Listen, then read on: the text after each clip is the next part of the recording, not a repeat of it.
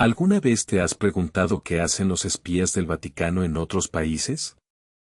La respuesta es más compleja de lo que imaginas. Imagina que estás caminando por las calles empedradas de Roma, rodeado de historia y misterio. De repente, te encuentras con una figura encapuchada que te susurra algo al oído. El Vaticano tiene ojos y oídos en todas partes. La Secretaría de Estado del Vaticano es el órgano de gobierno del Vaticano que se encarga de las relaciones exteriores y la política vaticana. Se presume que esta institución está involucrada en la recopilación de información y el espionaje en otros países. La inteligencia vaticana se refiere a la recopilación y análisis de información que realiza el Vaticano para proteger sus intereses y influir en la política internacional. Pero, ¿qué busca exactamente el Vaticano en otros países? Algunos argumentan que busca proteger sus intereses e influir en la política internacional. Otros sostienen que busca promover la fe católica y defender los derechos humanos. El Vaticano mantiene relaciones diplomáticas con más de 180 países, lo que le permite recopilar información y influir en la política internacional. La Secretaría de Estado del Vaticano, la Congregación para la Doctrina de la Fe y la organización Propaganda Fide son algunas de las entidades involucradas en la recopilación de información. Pero, ¿cómo obtiene el Vaticano la información? Algunos argumentan que utiliza métodos tradicionales de espionaje, mientras que otros sostienen que utiliza métodos más sutiles, como la recopilación de información pública y el análisis de tendencias. El Papa y la Curia Romana son las máximas autoridades del Vaticano y se presume que están involucrados en la toma de decisiones relacionadas con la inteligencia y el espionaje. Pero, ¿cuál es el alcance de la inteligencia vaticana? Algunos argumentan que se limita a temas relacionados con la fe católica y la defensa de los derechos humanos. Otros sostienen que abarca temas más amplios, como la política internacional y la economía. Existe un debate sobre la ética de que el Vaticano se involucre en el espionaje. Algunos argumentan que es necesario para proteger sus intereses e influir en la política internacional, mientras que otros sostienen que va en contra de los principios de transparencia y honestidad que debe defender la Iglesia Católica. En conclusión, el tema de los espías del Vaticano es complejo y multifacético. La falta de transparencia y la naturaleza secreta de la inteligencia vaticana han generado un gran interés y debate en la opinión pública. Es probable que el tema siga siendo objeto de discusión y análisis en el futuro, especialmente en relación con la influencia del Vaticano en la política internacional y su papel en la defensa de los derechos humanos. No olvides suscribirte Increíblemente para más contenido increíble. Pero lo que pocos saben, es que no todos los ojos del Vaticano usan sotana. Algunos visten traje diplomático. Otros, ropa civil. Y algunos, ni siquiera existen oficialmente. Hay archivos, no públicos, claro, que mencionan una red de informantes que opera bajo el nombre en clave de Operación Silencio. No aparece en ningún organigrama. No tiene sede. No pide presupuesto. Y sin embargo, responde directamente al Palacio Apostólico. Un obispo en Kinshasa recibe cada semana un sobre sin remitente. Dentro, solo una hoja. Sin firmas. Sin sellos. Pero el contenido, detalles sobre movimientos de tropas, conversaciones interceptadas entre líderes rebeldes, nombres de funcionarios corruptos que financian milicias. Todo escrito en un código basado en versículos del Evangelio de Juan. ¿Quién lo envía? Nadie lo sabe. Pero el Vaticano lo sabe todo. Y lo sabe antes que la ONU. El Vaticano no espía por poder. Espía por supervivencia. Desde el siglo XIX, tras la pérdida de los estados pontificios, el Vaticano entendió que su única arma era la información. Sin ejército. Sin territorio real. Sin recursos naturales. Solo tenía una cosa, la capacidad de escuchar. de interpretar, de prever. Y así nació la red de los confesionarios. No es una metáfora. Es una red real.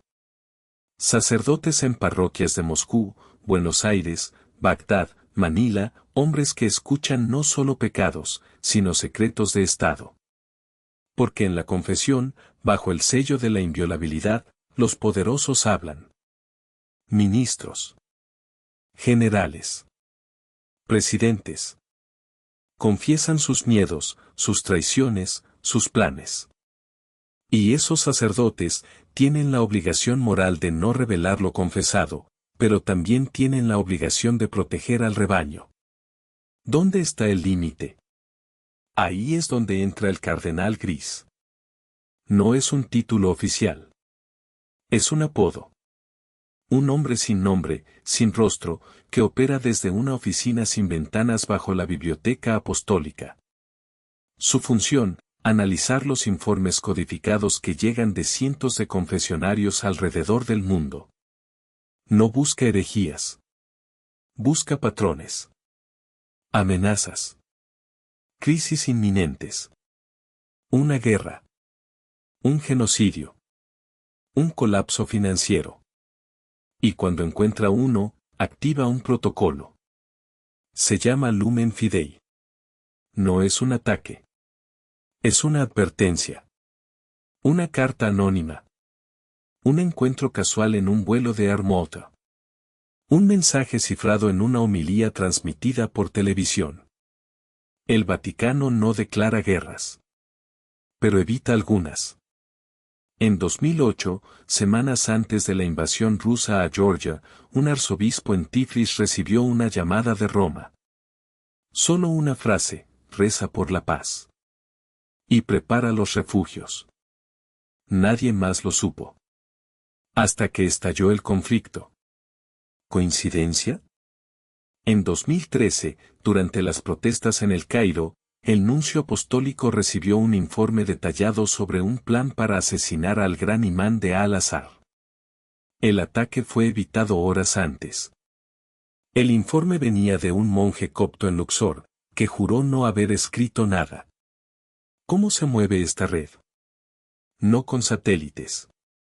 No con hackers. Con personas. Con silencio. Con fe. Un seminarista en Caracas escucha a un general hablar de un golpe de Estado durante una cena. Lo anota. Lo codifica. Lo envía en una carta pastoral a un obispo en Valencia, que no existe. La carta es interceptada por un mensajero en bicicleta que nunca habla. Llega a un buzón en Bolonia. De ahí, a un servidor cifrado bajo el Vaticano. En menos de 48 horas, el Papa recibe un resumen. En 72, el nuncio en Venezuela tiene instrucciones: orar públicamente por la estabilidad. Y contactar discretamente al embajador de Francia. No es ficción. Es operación estándar. Y luego están los legati mortis. Los embajadores de la muerte. No es un nombre que se use en público.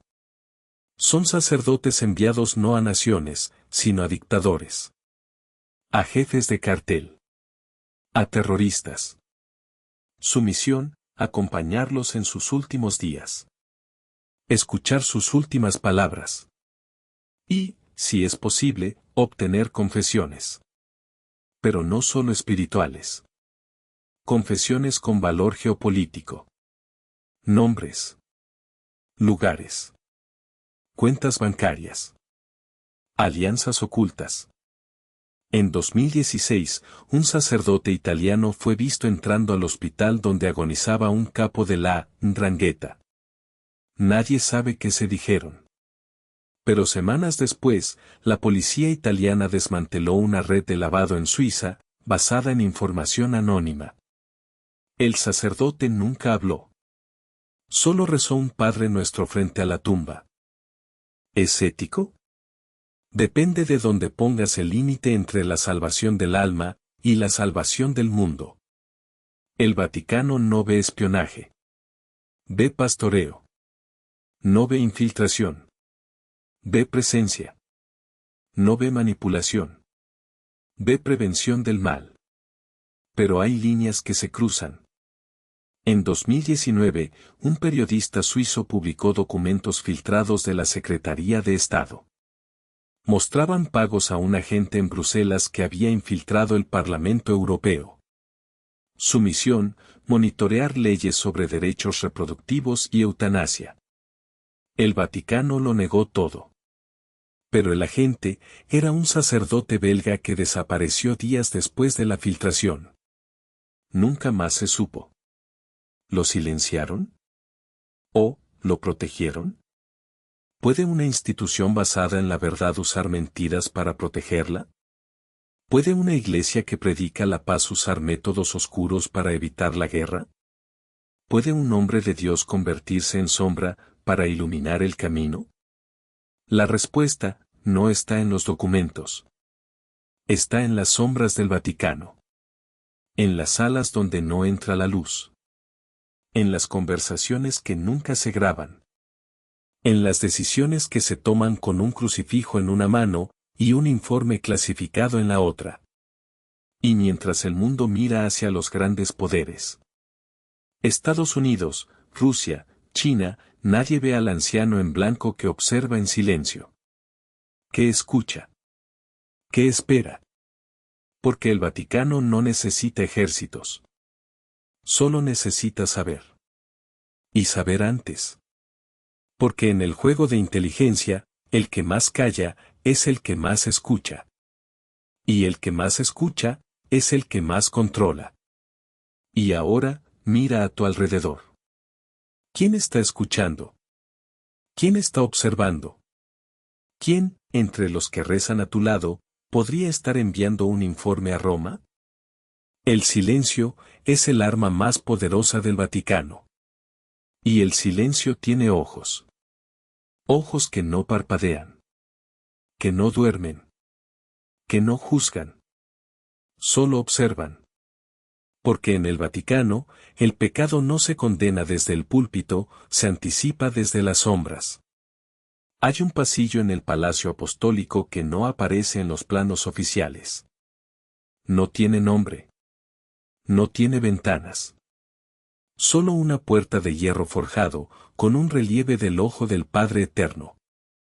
Detrás de esa puerta, 11 monitores muestran en tiempo real transmisiones de misas, funerales, bautizos, en más de 30 países. No es devoción. Es vigilancia. Porque en cada homilía, en cada gesto, en cada silencio incómodo entre obispos, hay un mensaje. Un código. Una alerta. Este es el Agnus Dei. El ojo de Dios. No es una metáfora. Es una sala de inteligencia humana pura.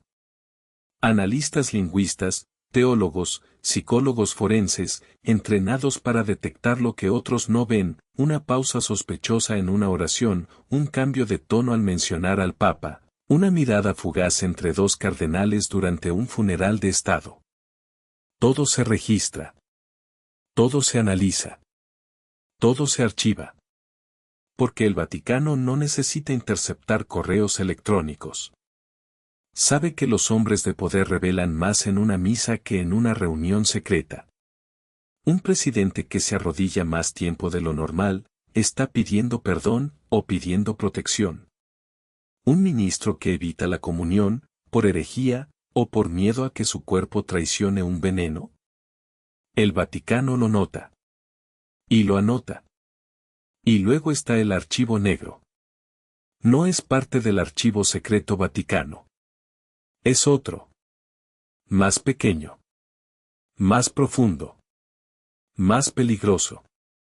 Se dice que está enterrado bajo la Capilla Sistina, accesible solo por una escalera detrás del altar mayor, que se abre con una llave moldeada a partir del anillo del pescador de Pío XII. Allí, en cajas de plomo selladas, se guardan confesiones escritas de jefes de Estado. De dictadores. De asesinos. De santos. Confesiones que nunca pasaron por el sacramento, pero que fueron entregadas en vida, o arrancadas en la muerte. Proyecto Jano. Un nombre de Dios romano de dos caras. Un proyecto iniciado en los años 70, durante la Guerra Fría. Su objetivo, infiltrar tanto al bloque comunista como al capitalista con agentes que no parecieran agentes. Sacerdotes que predicaban en Siberia, pero que también enviaban mapas de bases nucleares. Monjas en Nicaragua que curaban heridos y memorizaban nombres de oficiales soviéticos.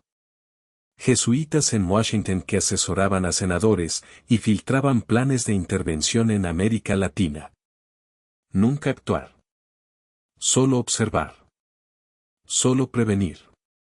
Porque el Vaticano no quiere ganar guerras. Quiere evitarlas. No quiere derrocar gobiernos. Quiere salvar almas, aunque eso signifique salvar al mundo primero. Pero hay un costo. Algunos de esos agentes perdieron la fe. Otros, la vida. Y algunos se convirtieron en lo que juraron combatir. Como el caso del padre Emilio R., un jesuita en Chile en 1973. Enviado para proteger a sacerdotes perseguidos. Terminó con una lista de nombres en el bolsillo, nombres que nunca entregó al régimen. Pero tampoco los destruyó. Los guardó. Porque sabía que un día, esos nombres podrían salvar a otros. O condenar a inocentes. Cuando murió en 2001, su caja personal llegó al archivo negro. Dentro, solo una nota: perdóname, Señor, porque supe y callé. Pero si hubiera hablado, habrían muerto más. ¿Fue espía? ¿O fue profeta? El Vaticano no recluta espías. Recluta testigos. Hombres y mujeres que están allí, no para intervenir, sino para estar. Para ver.